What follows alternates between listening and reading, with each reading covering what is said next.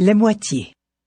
Le 6e petit matin de la création, Papa bon Dieu, accoudé au balcon du ciel, considère avec une certaine satisfaction les étoiles, innombrables loupiottes qui s'éteignent au lever du jour. Papa bon Dieu trouve que tout cela est bon. Il baisse les yeux et admire les océans, les fleuves, les lacs qui regorgent de bêtes à écailles, de dauphins et autres mammifères colossaux et microscopiques. Il admire de même la terre, tout égayée de bêtes à cornes, de bêtes à poils gigantesques et minuscules. Il s'émerveille de voir dans les airs quantité de bêtes à plumes de tout poil. Papa bon Dieu trouve que tout cela est bon. Il décide alors de créer l'humanité. Il prend de l'argile et fait 3 boules, 2 petites pour 2 têtes et une grosse pour un ventre. Avec un long boudin, il fait 4 bras et 4 jambes. Il rassemble le tout auquel il donne 2 sexes, comme pour la vanille. Et il pose cette créature androgyne sur le sol. L'humanité, fraîchement créée, se met à rouler à grand fracas, s'appuyant tantôt sur les mains, tantôt sur les pieds. Papa bon Dieu arrive à supporter ce vacarme, car il a une grande capacité de concentration, mais la vitesse avec laquelle la créature androgyne se reproduit le laisse pantois. Il est à craindre qu'au rythme où ça va, il n'y aura d'ici peu plus de place pour tout ce monde sur terre. Papa bon Dieu ne fait ni une, ni 2. Il dégaine sa machette et coupe son œuvre en 2 moitiés. Pour la première fois, l'humanité divisée en mâles et femelles se retrouve debout sur ses pieds et se met aussitôt à courir, courir, courir. Où va-t-elle? Et grand Dieu, que cherche-t-elle? Chacun cherche la moitié qu'on lui a enlevée. Beaucoup la cherchent encore. Il y a tant de monde sur terre que ce n'est pas chose facile de tomber sur la bonne moitié. Quand on se trompe, c'est la déveine. Quand on la trouve, c'est le bonheur. Le pari de Tigean. Le jour de sa naissance, Tigean bondit hors du ventre de sa mère, se pose à terre, debout sur ses petites jambes courbées de nouveau-né, et prend la route. Il s'en va vivre sa vie. Après quelques jours de marche, il arrive devant une grande habitation à l'entrée de laquelle il y avait écrit « Moi, grand diable, je ne me fâche jamais ». Il pénètre dans le domaine de Grand Diable, le salue et lui propose de s'occuper de ses bêtes et de son jardin. Grand Diable se tord de rire en considérant la petitesse de celui qui lui propose ses services. Puis il lui tombe dessus et le bat tant et si bien qu'il en a mal au poignet. Tigean, sans un cri ni une grimace de douleur, se contente de sucer son pouce. Grand Diable, convaincu par le courage de Tigean, le prend à son service. « Merci, monsieur Grand Diable, » dit Tigean. « J'accepte vos conditions sans les connaître, mais de mon côté, je vous propose un pari. Si je réussis à vous mettre en colère, vous me donnerez toute votre fortune, y compris votre femme, que l'on dit très jolie. Si je n'y arrive pas, vous me mangerez. »« J'accepte, » dit Grand Diable. « Commence par nettoyer mon jardin qui est envahi de mauvaises herbes. Si, en fin de journée, tu n'as pas terminé, tu n'auras rien à manger. » À la brume du soir, Grand Diable se rend au jardin et constate que Ti-Jean a arraché toutes les plantes cultivées pour ne laisser que les mauvaises herbes. Il se garde de se fâcher pour ne pas perdre son pari et dit à Ti-Jean: « Demain tu soigneras les bêtes et nettoieras l'écurie, le poulailler et le parc à bestiaux. Tu as une journée, sinon rien à manger. » À la brume du soir, Grand Diable est bien forcé de garder le sourire pour ne pas perdre son pari, en constatant que Ti-Jean a tué poules, vaches et chevaux. Souhaitant plus que tout se débarrasser de celui qui va le ruiner, il demande à sa mère, la grande diablesse, de grimper dans un arbre et tout en prenant la voix du bon Dieu, d'ordonner à Ti-Jean de retourner chez ses parents sans tarder. Lorsque Ti-Jean passe sous l'arbre et qu'il entend une voix venue du ciel, il tire, pam, un coup de fusil. La vieille tombe de l'arbre, blada, comme une mangue mûre. « Tu as tué ma mère !» s'écrie Grand Diable en s'arrachant les cheveux. « Non !» répond Ti-Jean, « c'est le bon Dieu que j'ai tué. » Grand Diable avale la pilule une fois de plus et pour faire semblant de ne pas se fâcher, il propose à Ti-Jean d'accompagner sa femme au bal. Ti-Jean met son habit de soirée, son haut de forme, ses souliers cirés. Il danse, courtise et séduit Madame Grand Diable qui ne fait que minauder, sourire et roucouler. À minuit, prétextant comme Cendrillon qu'il avait perdu son soulier, il quitte le bal aux grandes dames de sa cavalière. Sur le chemin du retour, un énorme crabe à la voix de chrétien vivant lui ordonne de rentrer chez lui au plus vite. Ti-Jean hurle de terreur, prend ses jambes à son cou et avoue à Grand Diable qu'il n'a jamais eu aussi peur de sa vie. « Quoi? Tu n'as pas eu peur de moi et tu as peur d'un crabe ?» s'écrie Grand Diable fou de rage. « Tu mérites 2 paires de claques. »« J'ai gagné le pari !» s'exclame Ti-Jean. « Tu t'es mis en colère. Ta fortune est à moi, mais garde ta femme. Je n'en veux pas. Elle n'est pas maligne. » Depuis que Grand Diable a perdu tous ses sous, il erre sur les routes. Il ne fait pas bon le rencontrer, car il ne décolère pas. Il se venge de sa déconvenue sur sa femme et sur les voyageurs sans défense. La naissance de Brise-Montagne. Lorsque Brise-Montagne ouvrit les yeux pour la première fois et dit à sa mère qui le berçait: « Je ne suis pas un bébé. Cesse de me bercer et pose-moi à terre. D'abord, pourquoi cette porte est-elle fermée? »« Pour que les maringouins ne rentrent pas dans la maison, mon fils, » glissa timidement la mère. Il arracha la porte de ses gonds et la lança au loin. Une fois dans la cour, il empoigna un oranger, le déracina et l'agita comme un éventail pour chasser les fameux moustiques maringouins.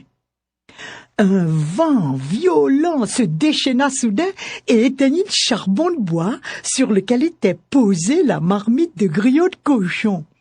Brise-Montagne prit la viande crue à pleine main et l'avala, gloups!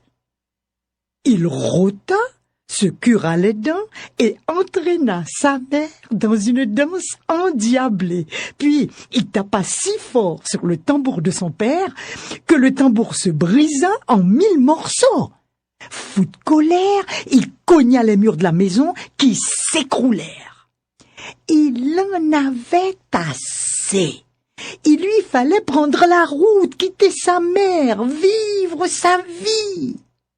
Alors, il enfourcha l'âne de son père qui s'effondra sous son poids. Il enfourcha le cheval de son père qui s'effondra de même. D'un pas, il franchit un morne. D'un autre, il en franchit deux. Et lorsqu'il posait le pied sur une colline, il l'aplatissait comme une galette. Lorsqu'il tapait du pied, la terre se fondait et provoquait un glissement de terrain. Il s'immergea dans le lac Azuéi qui déborda et inonda les terres environnantes, emportant les pêcheurs, leurs nasses et leurs barques. Dans une des rues de Gonaïves, il tendit 2 peaux de vache à un cordonnier pour qu'il lui fasse une paire de sandales. Comme les sandales étaient trop petites, il acheta des sandales en fer qui sortaient de la forge. Pour se rafraîchir les pieds, il les trempa dans l'océan, ce qui provoqua une vague monstrueuse qui coula tous les bateaux du port. On l'entendit alors hurler en frappant son buste comme l'aurait fait Tarzan. « Ah oh, je suis le plus grand des grands nègres !» Juste à cet instant, un tout petit oiseau laissa tomber un tout petit grain de maïs sur le bout de son nez. Brise-Montagne s'écroula sous le poids du choc, s'étala de tout son long bling-bing-ding, incapable de se relever. Son visage se décomposa et il éclata en sanglots. Maman!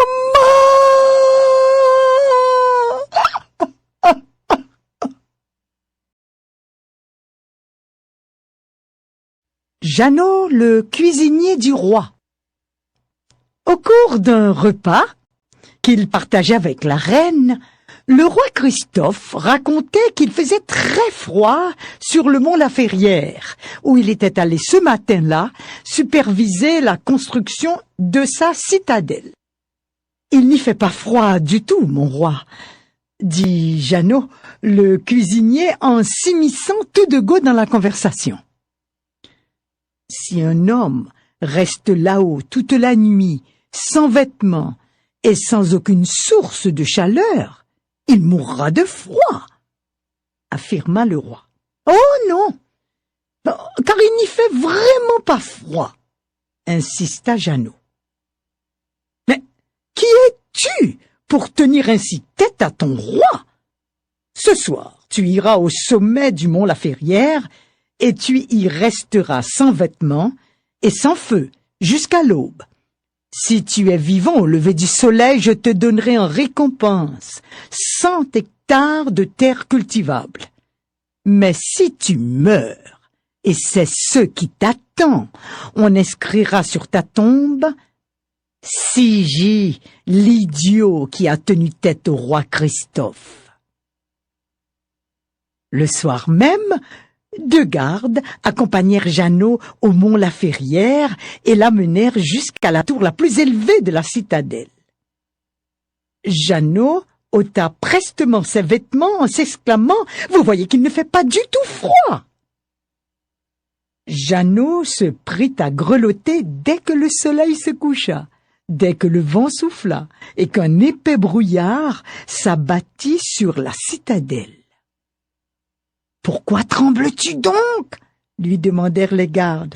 « Pour garder la chaleur, » répondit Jeannot. « Mais pourquoi tes dents font-elles ce bruit ?»« Pour rompre le silence, » dit Jeannot. « Mais pourquoi pleures-tu donc ?»« Je pleure la mort de ma mère, » chuchota Jeannot en se tapant les côtes. « Mais pourquoi fais-tu ainsi ?»« Tout comme mon coq, quand il se sent bien, » susurra Jeannot avant de perdre connaissance. Les gardes hissèrent son corps sur une jument et le ramenèrent au palais. « Ah !» fit le roi, « voilà mon stupide cuisinier mort, comme je m'y attendais. »« Pas mort du tout ?» dit Jeannot en ouvrant les yeux, « je me reposais. »« Pour vous dire la vérité, sire, il fait même chaud là-haut. » Je passais mon temps à regarder les étoiles et je regardais aussi les lumières de votre palais de Sans Souci. Ah, ce sont donc les lumières des lampes à huile et des cheminées de Sans Souci qui te réchauffaient. Tu as triché, Jeannot, et pour cela tu as perdu ton pari.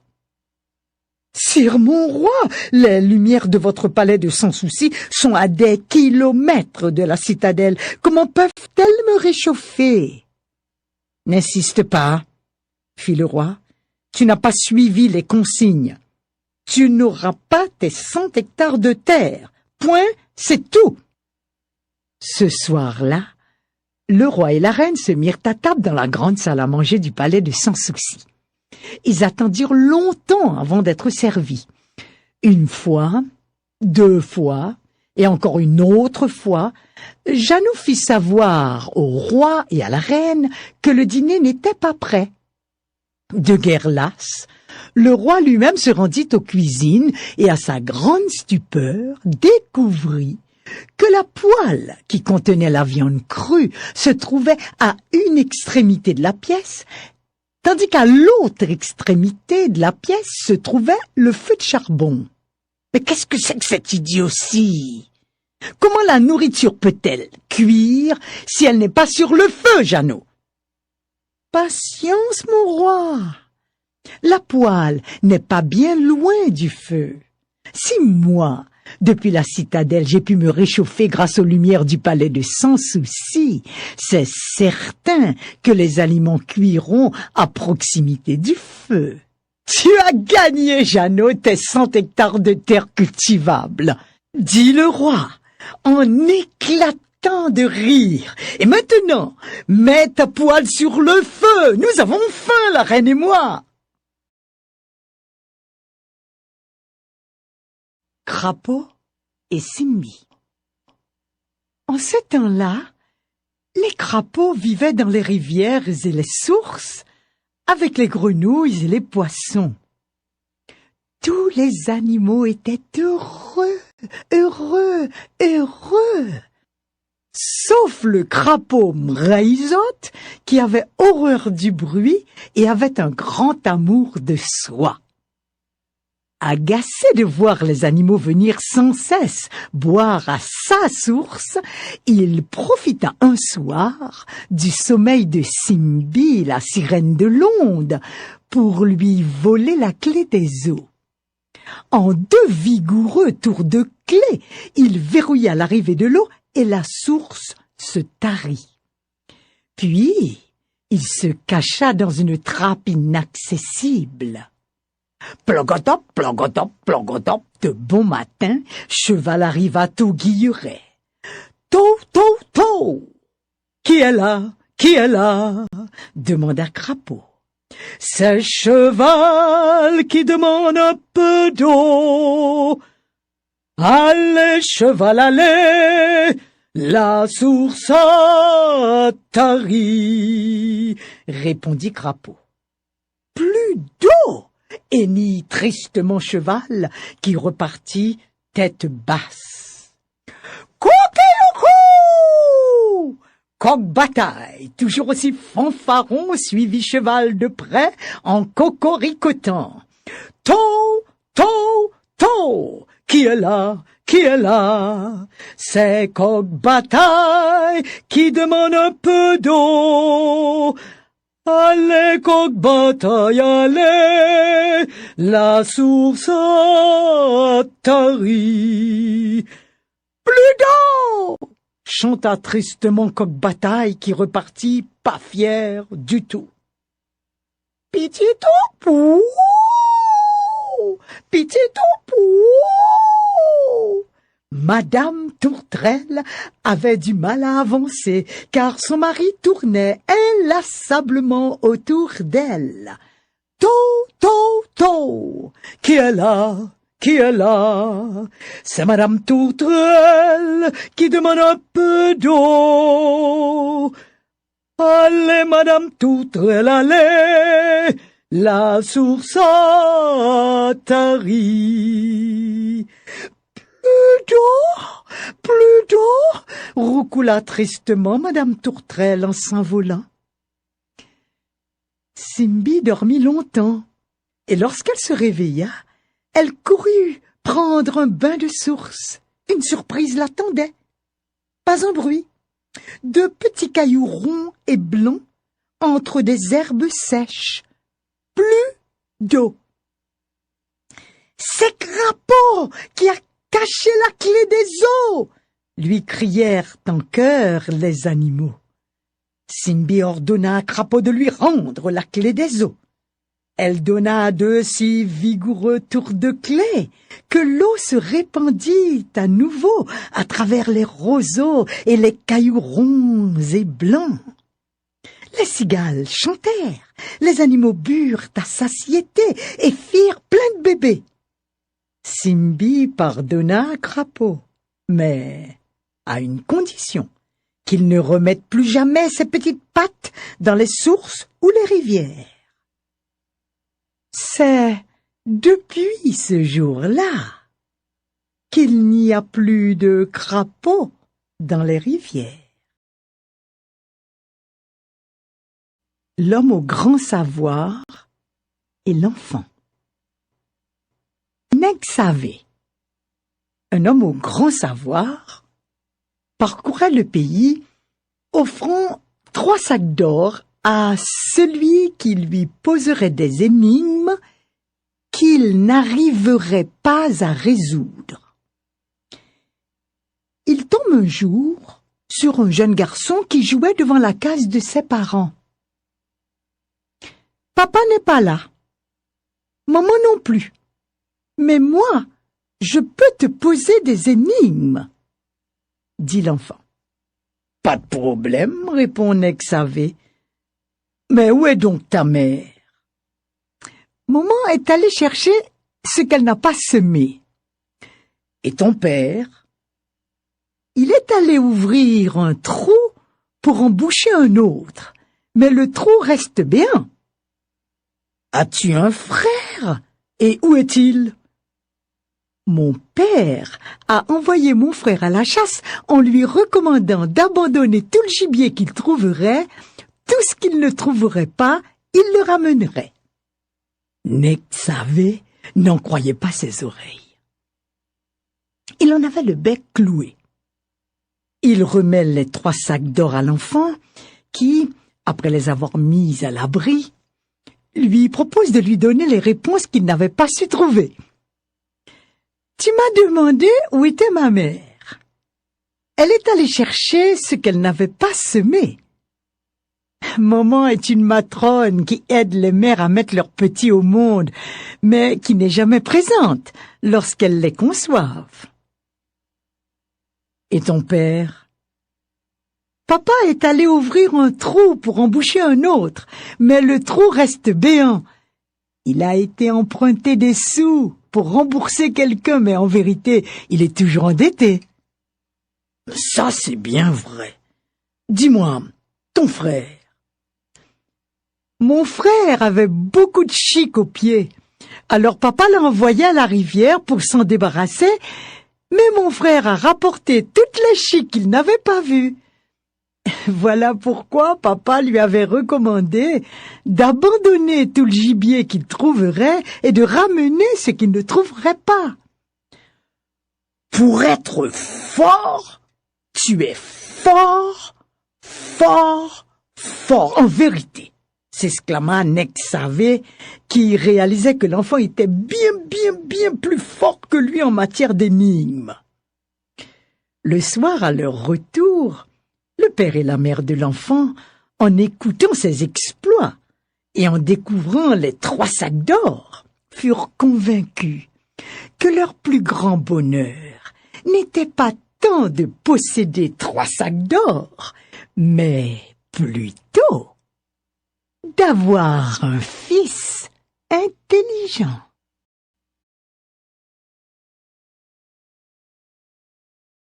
Comment les ânes apparurent en Haïti. Voici mon conte. Le matin des noces de son père avec une fort belle femme, un petit bout d'homme pas plus haut que 3 sapotis, balayait, ou plutôt proptait le devant de sa chaumière. Un esprit vient soudain se loger dans sa tête et lui dit: La future épouse de ton père est en vérité une ânesse. Il te faut lui astiquer les fesses avec un air de bœuf pour qu'elle rue et retrouve sa vraie nature. C'était une bien terrible révélation pour un petit bout d'homme pas plus haut que 3 citrons verts. Que faire? En parler à son père? Il hésite, réfléchit et chante tout en balayant. Ma poupée, oui, mais pour qui ma poupée, oui.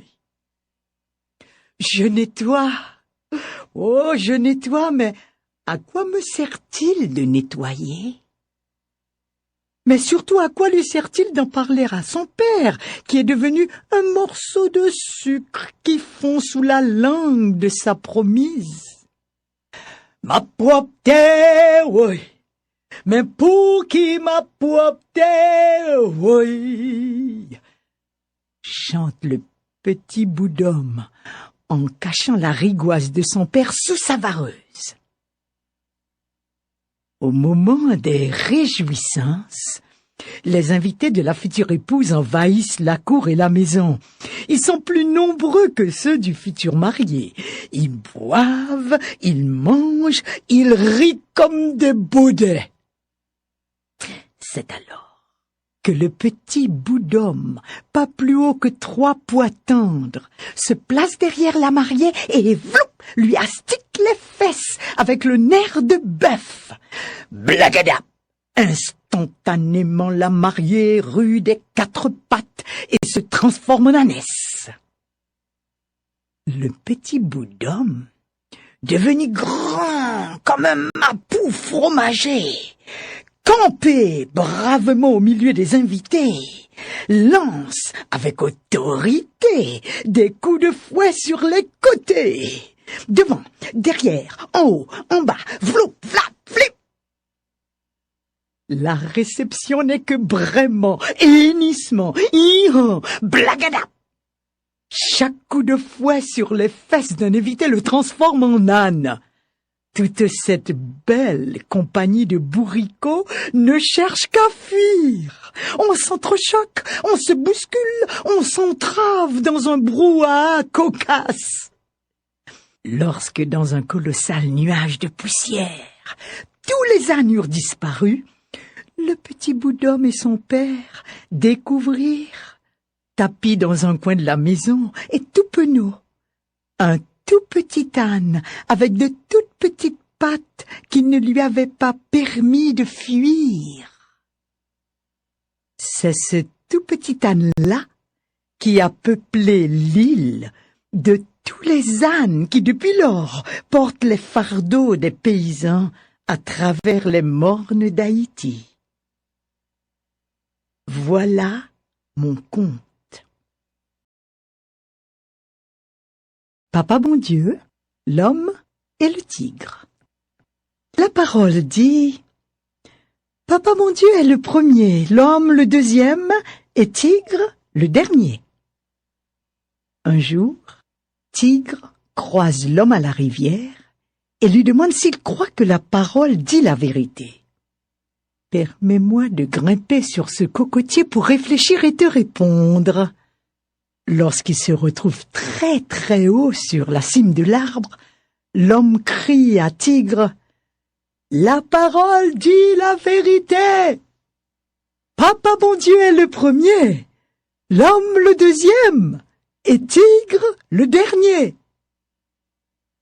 Tigre grogne, rugit et siffle longuement pour rameuter ses frères qui accourent aussitôt en rang serré.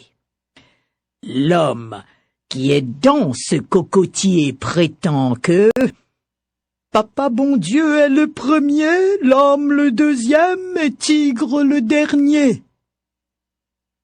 Mensonge! Rétorque le tigre qui ceinture l'arbre, lui laboure le tronc avec leurs griffes, le secoue sans pour autant arriver à y grimper. Du haut du cocotier, l'homme regarde la scène avec un sourire narquois. « Nous ferons la courte échelle !» s'écrie Tigre, « et avec nos corps, nous élèverons une tour assez haute pour que le dernier d'entre nous puisse faire tomber l'homme de son perchoir. Tigre ne sera jamais le dernier. » Et c'est ce que firent les tigres, avec entrain et détermination. Les vieux et les moins vieux consolident la base. Les adultes et les jeunes grimpent au sommet de l'échelle. C'est alors que l'homme, perché sur la cime qu'avait atteint le plus jeune des tigres, lui glisse à l'oreille, assez fort pour qu'on l'entende. « Si tu bouges d'une semelle, je te coupe la tête avec mon couteau !» En entendant la menace faite à son petit, la mère, qui se trouvait au milieu du tas de tigres, sursaute, rugit de terreur et déséquilibre la tour qui s'effondre.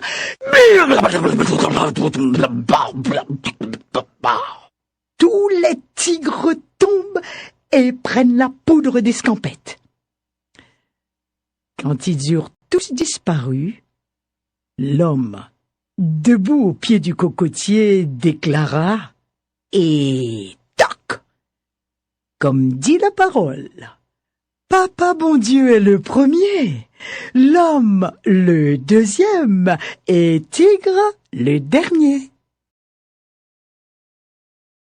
Tante Coralie contre Mafoutou. Monsieur Jean et Madame Coralie Coicou cultivent un champ de riz. Et c'est Pascaline, leur fille, qui est chargée de le surveiller. Tous les matins, Pascaline prend sa gamelle et se rend au champ. Un jour, un diablotin du nom de Mafoutou surgit devant elle. « Donne-moi ta gamelle !» lui dit le petit diable. « Non !» répond Pascaline. « Prends garde à toi. Si tu ne me donnes pas ta gamelle, je vais t'envoyer mes éclairs. » Pascaline serre sa gamelle contre sa poitrine. Le petit diable se retourne et de son folifoufou, de son postérieur, envoie sortir les éclairs. Pascaline les évite, mais finit malgré tout par remettre sa gamelle à Mafoutou, qui n'en fait qu'une bouchée. « Je t'interdis d'en parler à quiconque, sinon je te tue !» lui dit Mafoutou avant de se sauver. Pascaline subit les assauts du petit diable durant plusieurs jours. Un matin, la trouvant amaigrie, sa mère l'interroge. « Ma fille, que t'arrive-t-il ? Tous les jours je te mets un bon repas dans ta gamelle et tous les jours je te vois dépérir un peu plus. » En larmes, Pascaline finit par avouer à sa mère la terreur que lui fait subir Mafoutou. Coralie en parle aussitôt à son mari, lui demande d'aller régler son compte à ce petit diable. Mais monsieur Jean Coicou, que sa femme a réveillé en sursaut, ne l'entend pas de cette oreille. « Je n'irai affronter aucun diable, qu'il soit petit, grand, gros ou maigre. Vas-y toi-même si cela te chante. Je te prête mon arc et ma flèche. Mais n'oublie surtout pas de me ramener ma flèche, sinon tu auras affaire à moi, » crie-t-il avant de se rendormir. Le lendemain matin, Coralie et sa fille se rendent au champ. Coralie reste bien cachée. À midi, Mafoutou apparaît et réclame la gamelle. Pascaline refuse. Mafoutou se retourne et s'apprête à lui envoyer ses éclairs, quand soudain, il reçoit la flèche de Coralie en plein dans son folifoufou. Mafoutou détale en hurlant. Coralie ne doit surtout pas le laisser s'échapper. Elle remet un talisman à sa fille et lui dit « Attends-moi ici. Avec ce talisman, tu n'auras ni faim ni soif. » Et la voilà qui se met à courir. Au bout d'un moment, elle entend ce petit chant. « Aïe, tante Coralie, côté au calais. Tante Coralie, où cours-tu ainsi? Regarde, tu as failli m'arracher la peau du dos. Pardonne-moi, prince crapaud, mais je cherche Mafoutou, le petit diablotin. L'aurais-tu vu? Oui, je l'ai vu. Il a pris ce chemin. Je peux venir avec toi si tu veux. » Prince Crapaud saute sur la tête de tante Coralie qui se remet à courir.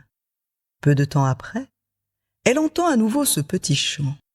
Aïe, tante Coralie, côté Tocalé. Tante Coralie, où cours-tu ainsi? Regarde, tu as failli me rompre la queue. Pardonne-moi, Didi Lézard la gratiche, mais je cherche ma Foutou, le petit diablotin. L'aurais-tu vu? Oui. Il s'est dirigé de ce côté. Je peux t'accompagner si tu veux.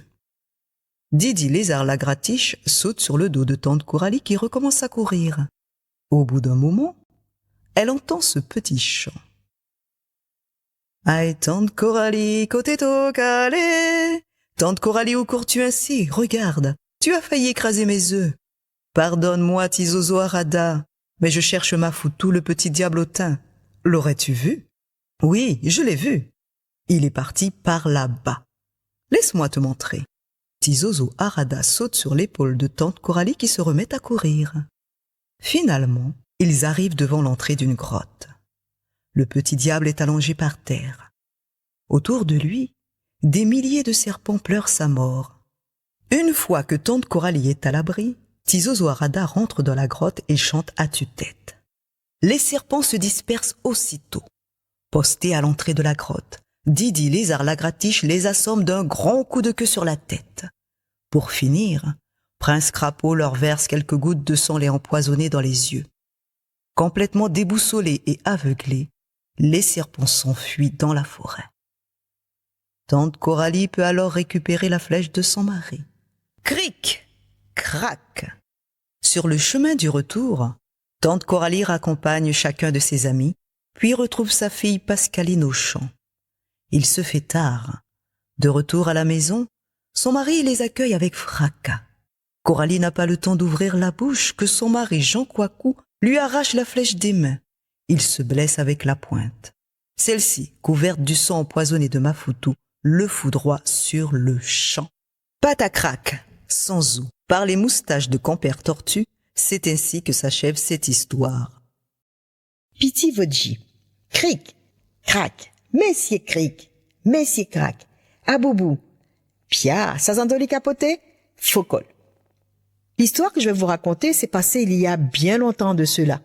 À cette époque, dit-on, tous les animaux de la forêt savaient parler. Cric, crac. Il y a bien longtemps, vivait au milieu de la forêt une jeune fille prénommée Piti Vodji. Elle avait 2 grandes sœurs, mais ces dernières ne l'aimaient pas du tout. Elles étaient toutes 3 orphelines depuis quelques années. Piti Vodji maigrissait de jour en jour, car ses sœurs mangeaient toute la nourriture sans penser à elle. La fillette se contentait des restes qu'on voulait bien lui laisser. Elle accomplissait toutes les tâches ménagères, le balayage, la cuisine, le repassage. C'était une petite fille toujours fatiguée, tant elle usait ses forces pour accomplir toutes les besognes. Ses cheveux ne poussaient plus. Elle avait la peau terne, le regard vide. Elle souffrait en silence, sans jamais se plaindre. Ses 2 grandes sœurs ne faisaient rien. Elles s'habillaient, se maquillaient et se promenaient toute la sainte journée. Un jour, alors que Piti Vodji nettoyait la maison, une dame dans un habit de lumière apparut devant elle. Elle n'eut pas de peine à reconnaître sa marraine, une fée qui lui dit « Piti Vodji, je sais que tu es malheureuse avec tes 2 grandes sœurs, mais aujourd'hui, toutes tes misères cesseront. Voici une baguette magique. Chaque fois que tu auras envie de manger, frappe-la sur le sol et chante. Baila voix Piti Vodji, balao. Baila voix Piti Vodji, balao. Baila monte, monte, balao. Baila voix Piti Vodji, balao. Baila voix Piti Vodji, balao. Baila, bail flair, bail free, balao. Baila voix Piti Vodji, balao. Baila voix Piti Vodji, balao. Dès que la marraine eut terminé de chanter, un arbre garni de fleurs et chargé de beaux fruits sortit de terre. Toutes sortes de fruits s'offraient à elle, des mangues, des pommes de citer, des bananes, des maripas, des moubets, des waras et beaucoup d'autres fruits encore. Piti Vodji grimpa sur l'arbre et se mit à manger gloutonnement jusqu'à satiété. Une fois rassasiée, elle descendit prudemment de l'arbre. Sa marraine se remit à chanter. Baila voix piti voji, balao. Baila voix piti voji, balao. Baila descend, descend, balao. Baila descend, descend, balao. Baila voix piti voji, balao. Baila voix piti voji, balao. L'arbre disparut dans le sol. Pitivoji prit la baguette magique, embrassa sa marraine, puis alla dans sa chambre cacher son précieux bien. Le lendemain matin, dès que ses sœurs prirent le chemin de la ville, Pitivoji s'enfonça profondément dans la forêt pour tester son précieux présent. Arrivée près d'une savane, elle frappa le sol avec sa baguette et se mit à chanter. Aussitôt que l'arbre sortit complètement de terre, toute heureuse, la fillette y grimpa lestement, puis s'installa au croisement de 2 branches. Il y avait par ailleurs un si grand choix qu'elle ne savait pas par lequel commencer. Elle cueillit un moubin qu'elle suça jusqu'à ce qu'il n'y ait plus de goût. Elle éplucha une banane, cassa une cabosse de cacao. Elle mangea tous ces fruits avec appétit. Pour terminer, elle prit un bowara, son fruit préféré, qu'elle savoura avec ravissement. Quand elle eut fini, Pitivoji descendit de l'arbre. Arrivée en bas, elle regarda l'arbre de haut en bas, comme pour le remercier de tant de plaisir. Puis, elle prit sa baguette magique, toucha le végétal et se mit à chanter pour le faire disparaître. Pitivoji, le cœur content, reprit le chemin de sa maison. Tous les jours, c'était le même rituel. De jour en jour, la fillette devenait de plus en plus jolie. Ses cheveux se mirent à pousser, ses yeux s'illuminèrent, sa peau était d'une douceur extrême. Elle rayonnait de bonheur. Ses 2 grandes sœurs trouvèrent cela bien étrange. Un matin, elles lui demandèrent « Pitivoji, qu'est-ce qui te rend si belle ?»« Rien, mes sœurs. Je grandis tout simplement, » répondit Pitivoji. Le lendemain matin, les 2 sœurs de Pitivoji décidèrent de la surveiller. Dès que la fillette prit le chemin de la forêt profonde, elles la suivirent, en se cachant derrière les grands arbres pour ne pas être vue. Pitivoji, insouciante, continuait son trajet. Arrivée à son lieu habituel, elle frappa le sol de sa baguette magique et se mit à chanter. Les sœurs, cachées derrière un arbre, sans faire de bruit, sans dire un mot, assistèrent jusqu'à la fin au spectacle qui s'offrait à leurs yeux, stupéfaites. Dès que Pitivoji eut fini de chanter sa dernière chanson pour faire disparaître l'arbre, elle reprit le chemin de sa maison. Une de ses sœurs lui barra la route. Elle lui arracha la baguette magique des mains en disant « Ah, Pitivoji, c'est ainsi, tu as un secret que tu nous caches. C'est à nous, tes 2 grandes sœurs, que revienne cette baguette magique. » Les larmes coulèrent sur les joues de Pitivoji. Elle était impuissante. Elle rentra chez elle le cœur gros. Tous les jours, les grandes sœurs utilisaient la baguette magique pour se nourrir. Pitivoji les regardait gaspiller la nourriture sans penser à elle. Comme auparavant, elle se contentait des miettes. Elle devint maigre. Elle était dans un triste état. Un beau matin, alors que les 2 grandes sœurs étaient perchées sur l'arbre, mangeant par-ci, par-là les fruits, la fillette vit la baguette magique posée sur le sol. Dans toute leur effervescence, les 2 frivoles avaient oublié l'objet précieux. Pitivoji ne fit qu'un bond et s'empara de son bien. Puis elle se mit à chanter. « Baila voix Pitivoji, balao. Baila voix Pitivoji, balao. Baila monte, monte, balao. Baila monte, monte, balao. Baila voix Pitivoji, balao. Baila voix Pitivoji, balao. » À ce moment précis, l'arbre se mit à monter très haut dans le ciel. Pitivoji se remit à chanter. Baila voix Pitivoji, balao. baila voix piti voji, balao, baila vente, vente, balao, baila vente, vente, balao, baila voix piti voji, balao, baila voix piti voji, balao. D'un seul coup, le vent se mit à souffler, souffler avec force, tel un cyclone. Il expédia les deux grandes sœurs loin, très loin de l'autre côté de l'océan. Depuis ce jour, Piti Voji vit heureuse chez elle. Elle ne revit plus jamais ses méchantes sœurs. Cric, crac, messieurs cric, messieurs crac. Cette histoire est vraie. Le jour où cela s'est passé, j'étais là. J'ai dit à Piti Voji, mais Piti Voji, tu es une mauvaise fille. Elle me donna un seul coup de pied, et c'est ainsi que je suis arrivée ici devant vous pour vous raconter ce conte.